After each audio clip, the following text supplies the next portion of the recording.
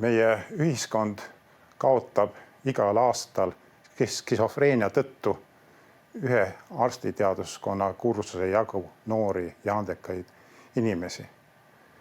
Meie ülesanne on, rakendades bioloogilise psühhiaatria vahendeid, sellele lahendust leida. Koostöös psühhiaatritega me oleme leidnud, et tauriin, epidermaalne kasvufaktor ja kinureniin on need tegurid, mis siis on väga oluliselt seotud selle haigusega. See näitab, et see ei ole ainult aju, vaid kogu organismi haigus ja nende üleküllus viitab enneaegsele vananemisele ja inimeste eluea lühenemisele. Skisofreenia kohta on öeldud, ela kiiresti ja sure noorelt. Samas uimastite vältimine, iseäranis Eesti rahvuslillest kanepist hoidumine aitab ennast kaitsta ka selle haiguse suhtes. Vanad roomlased on öelnud sapienti sat.